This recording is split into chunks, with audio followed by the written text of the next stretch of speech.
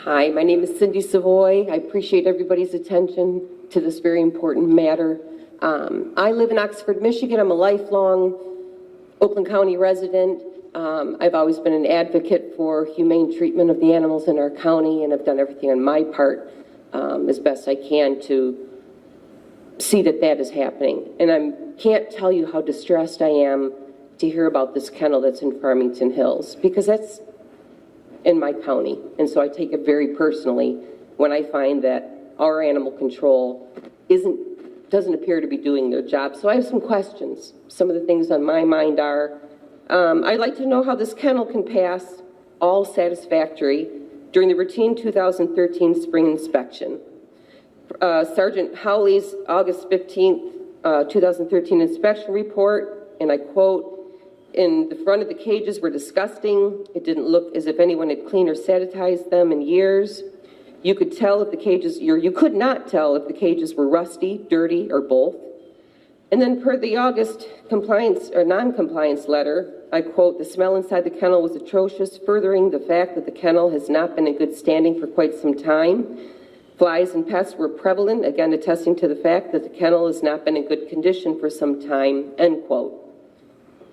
Another question I have is, I'd like to know why a veterinarian was not on site for the August 15th inspection or for the September 10th inspection in 2013, and why were veterinarians invited to the kennel for the Channel 4 story instead? Seems backwards. I'd also like to know why the kennel was not cited for being over the kennel limit of 50 dogs. The August 2013 inspection reported that there were 57 adult golden retrievers found on the property. What was the count 10 days later? Where did these dogs go? I'd also like to know how the kennel could have made such significant structural changes in just 10 days. They had inadequate ventilation in the basement. Basement cages needed to be replaced because they were too small. The basement floor had no drainage. There was no washroom. The photos from the kennel worker and officers showed the primary enclosures, walls, and floors were not made of construction as to be readily cleaned. The wood was chewed, the floor not sealed, the cages were rusty, there were missing tiles in the bathroom, which was used as a nursery. Many of these items listed have been required or would have required contractors to be hired, and that would have taken some time. I've built some houses, I kind of know how that works. How did it happen so fast?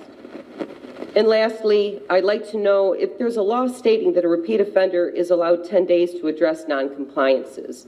I'm trying to figure out if there's a limit to how many times a kennel can repeatedly fail inspections. This kennel, it shows in our public records that there's been at least 14 complaints and 7 failed inspections since 2008.